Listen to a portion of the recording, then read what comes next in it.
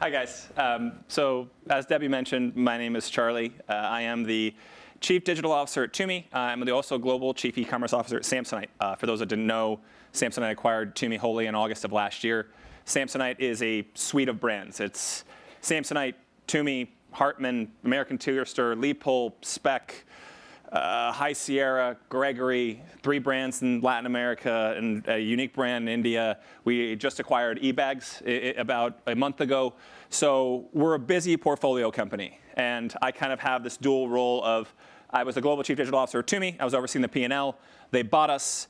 And when you looked at the merger on paper, it's kind of an MBA case study, because Samsonite, and these are round, directionally accurate numbers, Samsonite is 80% international, 80% wholesale. Toomey is 80% US, 80% direct between retail, outlet, and e-commerce. So long story short, the CEO looked at me and was like, we don't have anybody like you.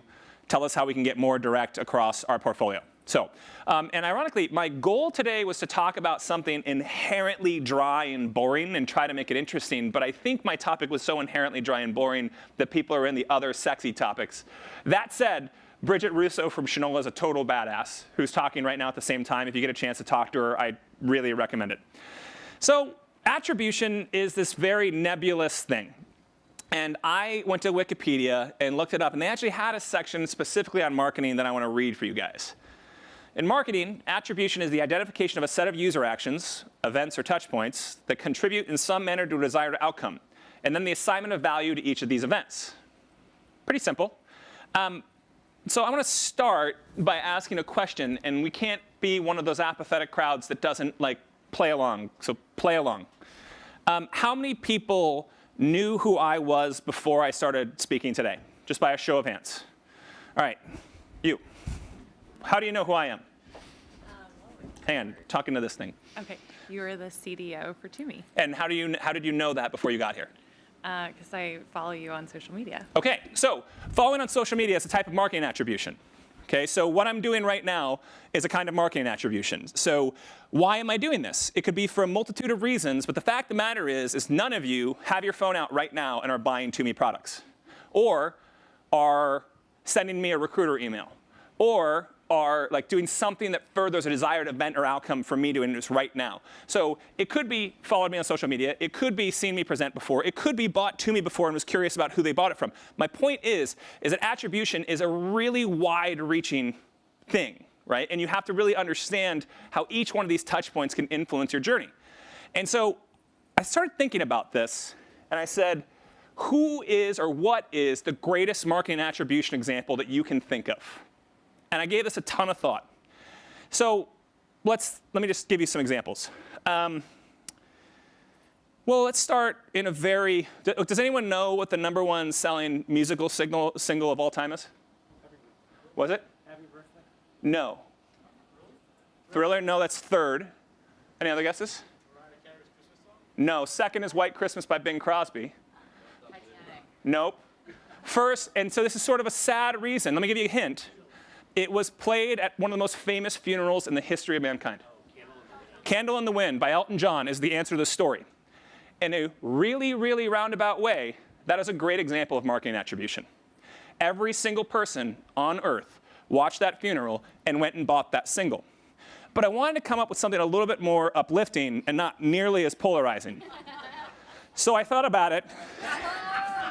And I was trying to come up with something that I thought was the biggest example of marketing attribution in the history of mankind. So I have to tell you a story. So the reason this meme, I know it exists, is because I was really hungry in a hotel one night. And I spent a lot of time in hotels, and they had one of those honor bars.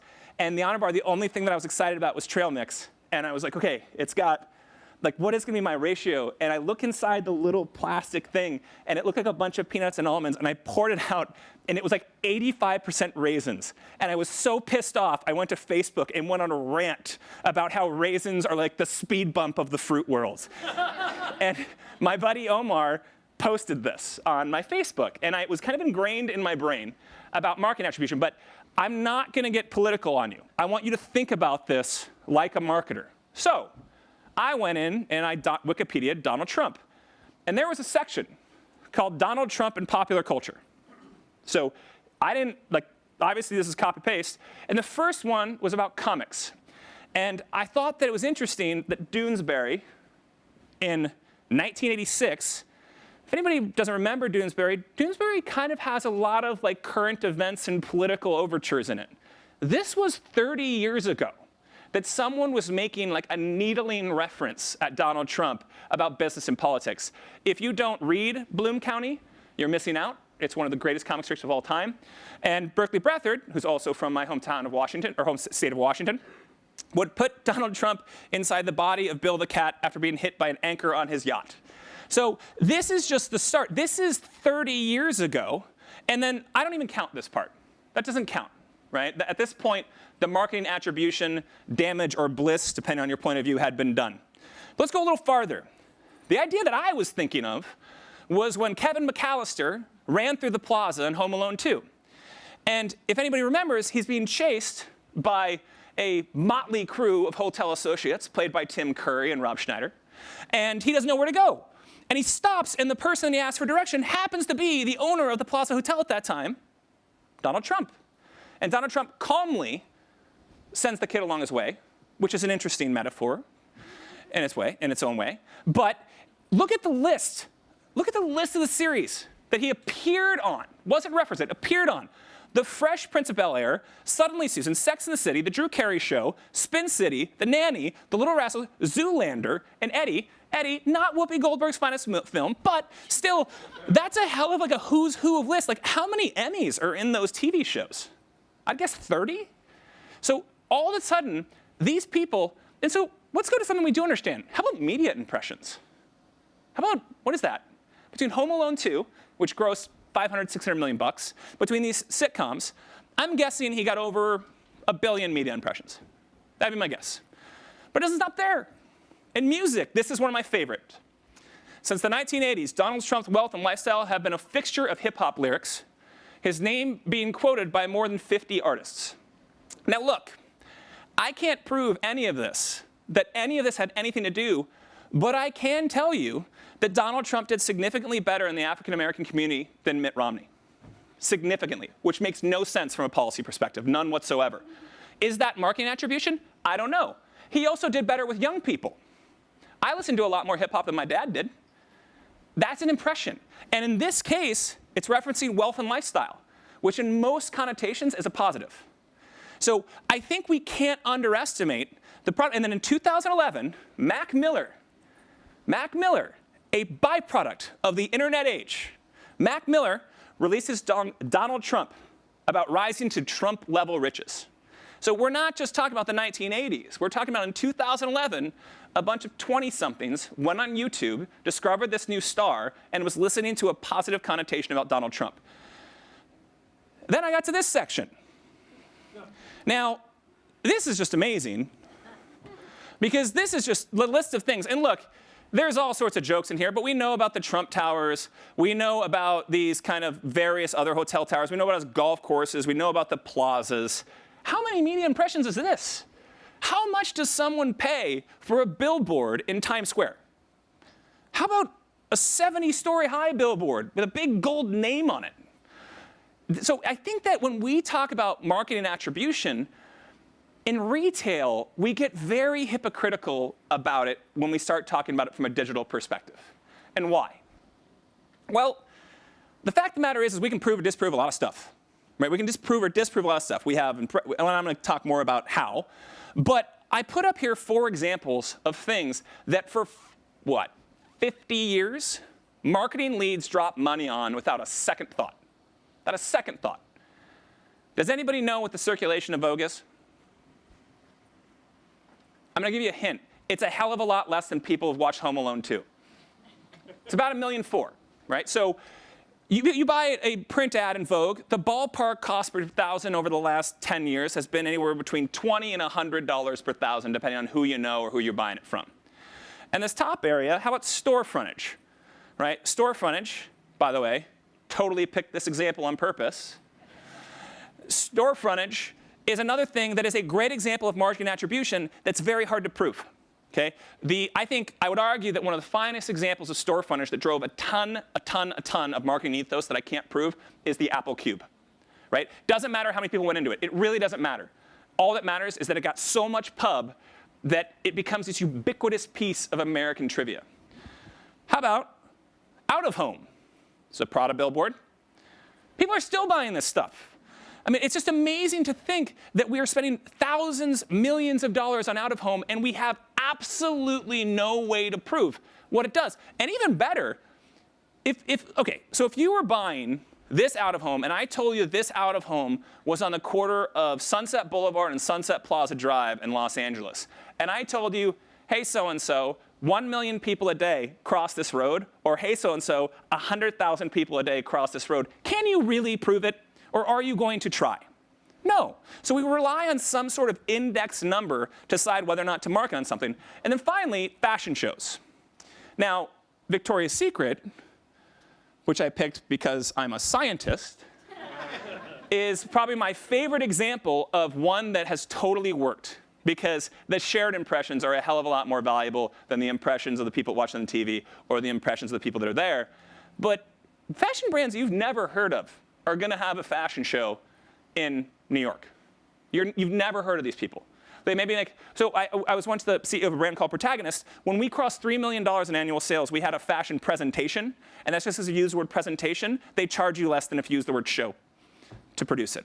So we do this in retail without a second thought, right?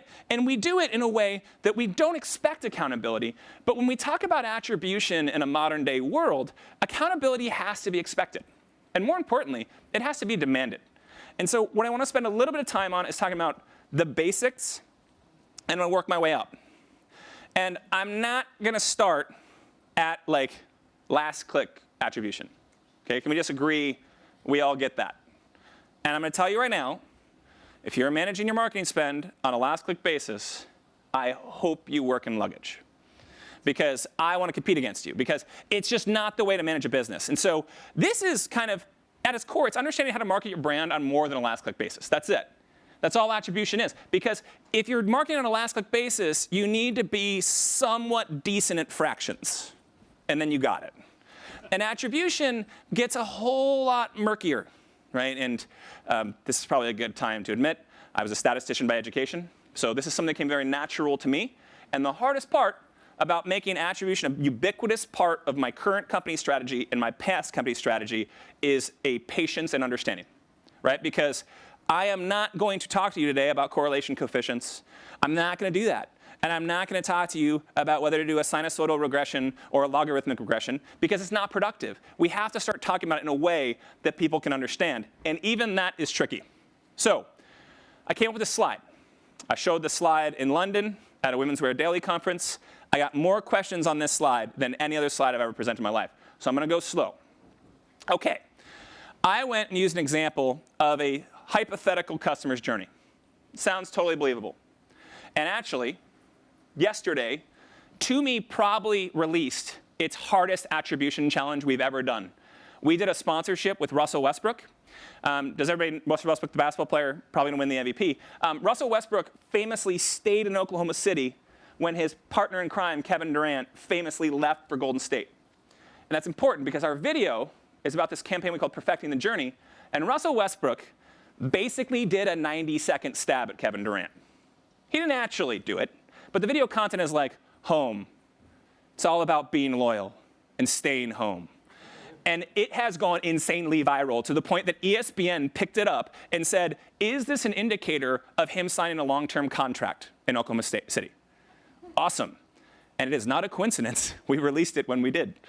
So that would be a better example of this. Somebody watches that video. Fine. I use the example for Vogue here. You view a display ad. You do not click on that ad. It's an important detail. You can't click on Russell Westbrook's video. You watch it. It's the first time you've ever heard the word TUMI. The first time you've ever heard the word TUMI. You don't even know how to spell it. Then you go to Google and you're like, I don't know why I'm typing in luggage all of a sudden, but there's something about me that wants to type in luggage. And you go online, you see a Google ad, and you're like, wait a minute. I've heard that word. That's the Russell Westbrook word. And you click on it, and you bop around. Maybe you watch the video again, and you leave. Customer then signs up for an email list. Lord knows why, right? They just do it. They start opening and clicking on emails, but they don't buy anything. Okay, all these things happen, and they don't end up buying anything. Then they go back to Vogue.com, and they see a new ad, and they click on the ad this time. They don't buy anything again. And then finally, they receive an email, they click on the email, and they buy. So real quick, that's a view-through conversion, that's a first-click conversion, that's a last-click conversion. But the real hard ones are right in here, right? And by the way, we've learned that it takes about an average of 9 of these things for someone to buy, for TUMI. So the Russell Westbrook starts here. Now, here's the thing. You have to have a single source of truth for this stuff, because view-through conversion is in itself a moving target, because you have to give it a attribution window. So I have to come up with, at least to start, an arbitrary barrier where I say, OK, if somebody watches the Russell Westbrook video and in the next 30 days buys for TUMI.com, I'm going to give that one a high five. And I'm going to attribute that in some way to this. Should it be 45? Should it be 90? Should it be 15? Should it be 14? And more importantly, you're probably working with vendors who are charging you on some sort of attribution window right now. So you have to have an answer to this question. You have to have a guess. Start with a really educated guess. And then let science figure it out, honestly. Like, there's no reason to guess. I mean, you have to start guessing. Now, first click, I probably weight more than anyone I know. Because something that takes that amount of effort to do, think about how many search results, Facebook ads, display ads, emails, billboards that you drive by, magazine articles, and how many of them actually make you click on it, go to Google and type it in. I would guess it's less than 1 a day. Less than 1 a day that you're actually incentivized to the point like, I want to look at that.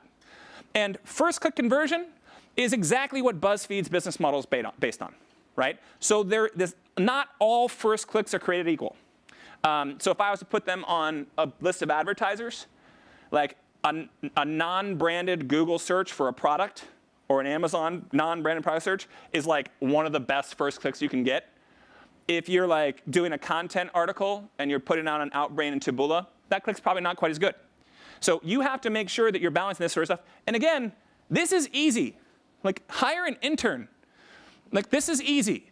And so if you're really focusing on the last click basis, you have to come up with how all this stuff is valued on your chain. And look, if you have someone on your team that you say this to and they're like, oh, I don't want to get into this, that's analysis paralysis, get them out of your company. Analysis paralysis just means this is hard. And you know what? This is hard. This is really hard. And so when we talk about this, one of the great ideas out there is this idea of linear attribution. 20% credit, 20% credit, 20% credit, 20% credit, 20% credit. OK, that's a start. It's better than 100% to the last click basis. You have to come up with a model that makes sense. And when I say you, I mean math. Like, there's really no reason you have to guess at this stuff. You just have to work with someone who is literally a statistician or has a constantly moving algorithm in the background that is going to optimize this for you. Now, there are tools out there for you. I use Google Analytics here. Google Analytics is kind of pervasive. This is in Omniture. This is in Core Metrics. This is in KISS Metrics. It's in Web Trends. In Google Analytics, this is step 1 of your attribution journey. Notice that I went right past the acquisition section. And look, last click is important as far as like optimizing your CPC for paid search branded. It is important for figuring out what your affiliate percentages should be. It is not important for generating new customers, full stop. They're not new, right? Even if they bought for you the first time, if someone went on Google and typed in TUMI, you have spent money somewhere to acquire that person.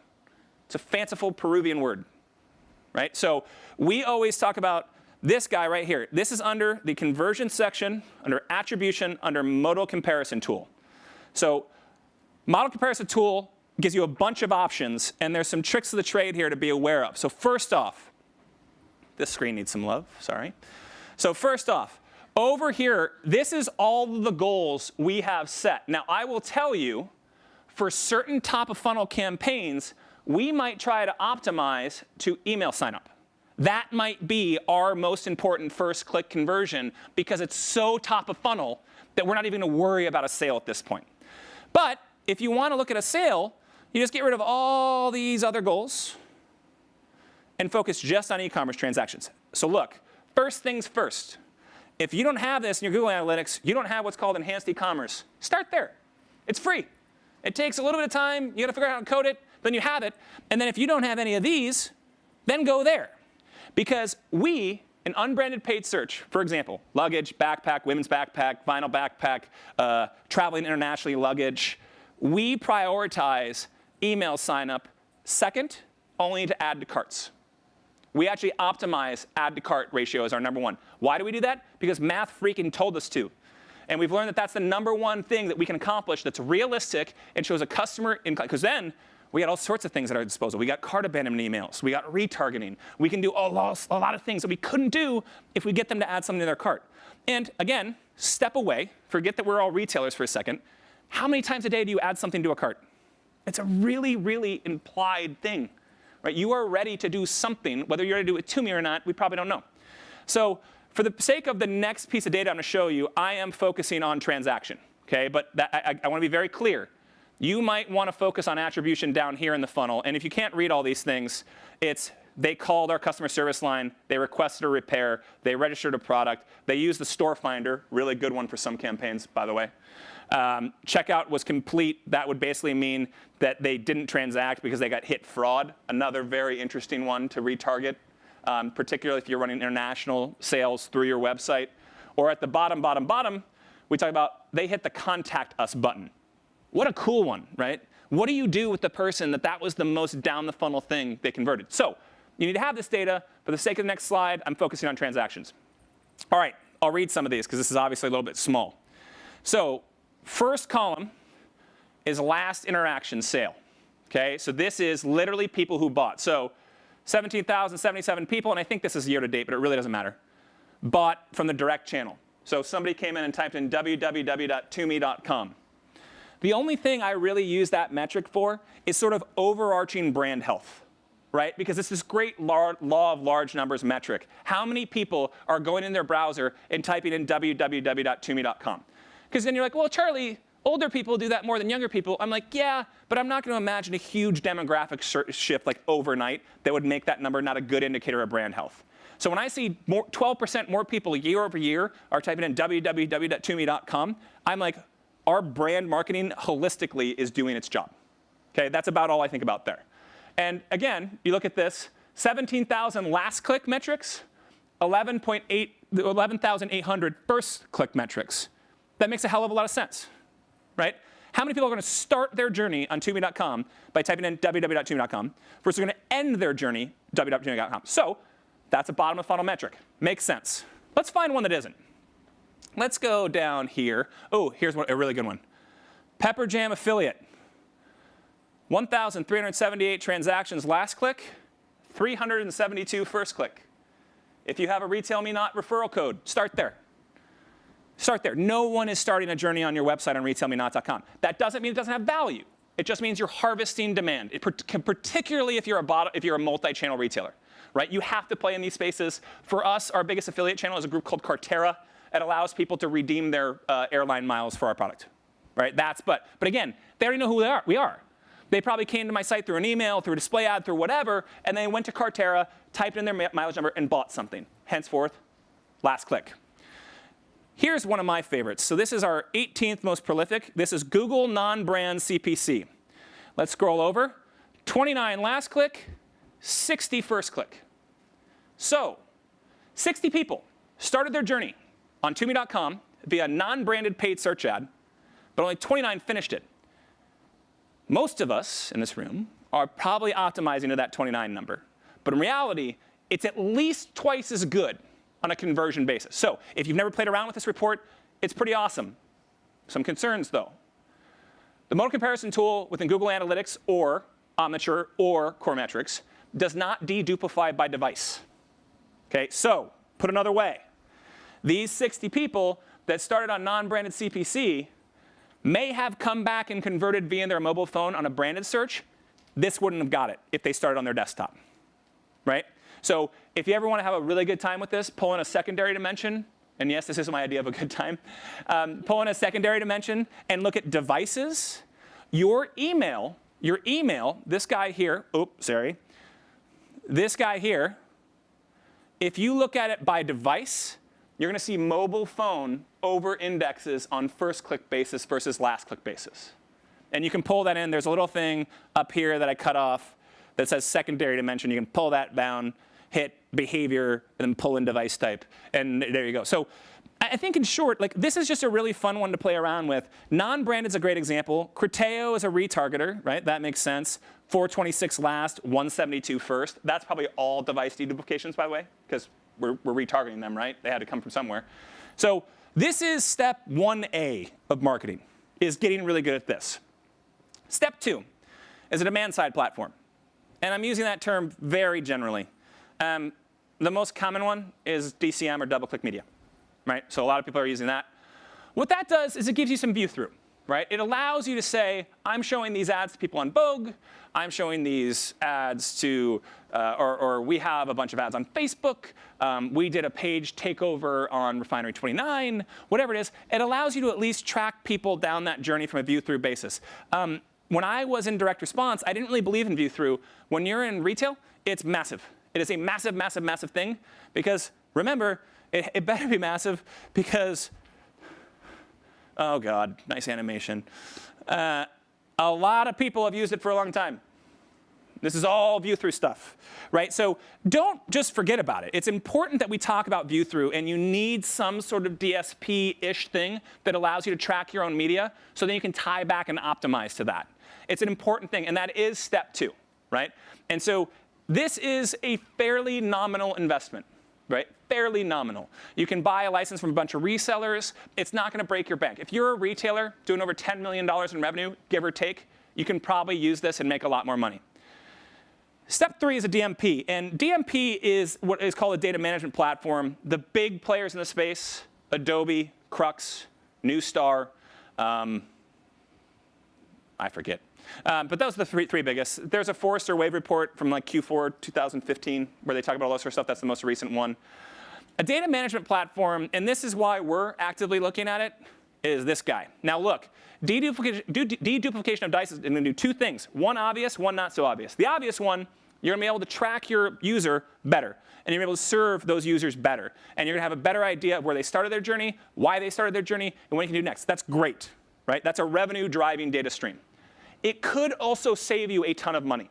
Because right now, if you do not dedupify by device, and you have a frequency cap on your retargeting, and I use a work computer, a personal computer, a laptop, and 2 phones, I have a 13, 13, 13, 13, 13 frequency cap. So my frequency cap just went from 13 to 65. So you can also save money on media and media efficiency by using something like this. The point is, and this is the last thing. Somebody, a friend of mine just asked me, what are you using for third-party data? Some of these things have like a co-op where you can get other data for things not happening on your website and use them in a fairly like anonymous way. It's important to think about this because this is not cheap. It is not a cheap investment. And so I show these slides for a reason because number one, Google Analytics is free, and you can do a lot with that.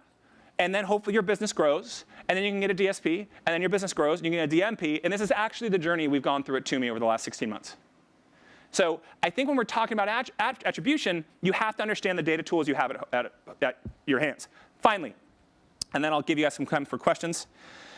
When we talk about attribution, we don't usually talk about human capital. And for those that saw me at the store tour yesterday, we sort of talked about this, which is how are your store associates compensated from an attribution basis? So TUMI's conversion rate in our store is about 12%. That means 88% of people come into our store and don't buy something. Should I want to incentivize our store associates to make those people buy something eventually? Eventually. And that's a tricky thing. But when you talk about attribution offline, this is doable. Okay, this is totally doable. And the way it's doable is reward email sign up, like use an in-store kiosk. Or let's say the 12% who do buy something, then we follow up with surveys on Net Promoter Score. How likely are you to refer you to a friend? 9 or 10, it's 100%. I should reward my store associates for that. They just got an attribution view-through click on word of mouth. So I think when we get caught up in attribution, I can riff with you guys all day on the tactical side of digital marketing, right? And that's really important. And it's a place that not a lot of people do well, honestly. Not a lot of people do it well. So if you make an effort to it, it can make a very meaningful impact in your business. But then you start saying, where else are people interacting with my brand, and how should I incentivize behavior? One of the more interesting and, frankly, gut-wrenching conversations I had was at the start of the year. I was talking to a wholesale partner. And let's just call the wholesale partner Jake's, just so I don't disparage anybody. I was talking to Jake's, and Jake's is like, hey, I want some co-op dollars. I'm like, okay, Jake's, I will not give you any money to bid on branded search firms for Toomey. You get nothing from me. However, I will pay you handsomely if I appear for Jake's Luggage. Because chances are that's a first-click attribution for Toomey. That's someone who's coming to a store, and they had no idea who I was, potentially, and I could now influence their decision. Jake's Luggage said, we don't do that. And I proceeded to ask every single partner I could think of, and it wasn't something to be done. But if there are a way you can work with your wholesale sales associates, if there are a way you work with your wholesale partners, certainly you can work with your own branded retail stores in a way to influence that buying journey in a meaningful way. So I think my final thought for you is, look, there's a real good chance that marketing attribution just led to a new president. And I mean that, and it's a very hard thing to understand which one of those things and who did what. But if you ever want to do it, like, think about everything I said and go and carve up the election from a statistical standpoint. Carve it up. And look at the demographics of who voted for who and compare it to the previous election. It's pretty remarkable. It's pretty remarkable. And I bring that up because if we all think about, from a branded perspective, every time we have a chance to convey a message to our consumers, I think we'll make a lot more money. Thank you.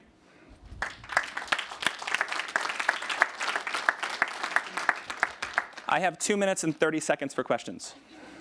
Sir. I got a mic for you. There you go.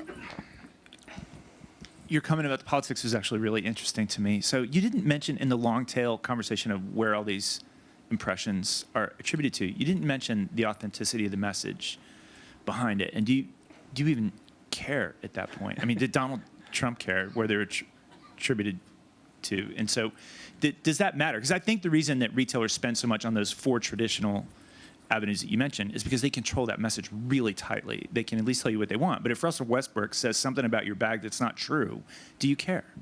Yes, I mean, absolutely. But I mean, look, I think authenticity is a fairly interesting way of thinking about it because, like, sorry, I don't know. You know what I mean? Like, is this like an authentic way of looking at the brand where someone goes, product gets me? You know, I don't know. I just think there is something to be said for top of funnel. So look, what I didn't point out and what isn't in the Wikipedia, and this is probably an apt point, is how many times somebody had a song that like called Donald Trump a name, right? So I didn't like cherry pick those. That just happened to be in Wikipedia. But I hear your point. So you have to make sure when you're advertising, you're not just doing what we call in the digital world spray and pray. So this is a good idea of where you need to do like site exclusions. One of the most interesting ones we've had so one of the most common places Toomey shows up, common, is Perez Hilton. Why? They take pictures of famous people going through airports. Do we want to advertise on Perez Hilton? That's a creative director question, right? Like honestly, I bring Victor the data. I'm like, there's millions of impressions. They're cheap. What do you want to do? And I let my brand czar tell me what I should and shouldn't do. And I think it's a very good point. Is you can't just go somewhere because you know it is, especially if you're a premium brand, and you have to be careful of it. But that's a good way we always think about it. But it's a very fair point. Any other questions? Cool. Thanks, everybody.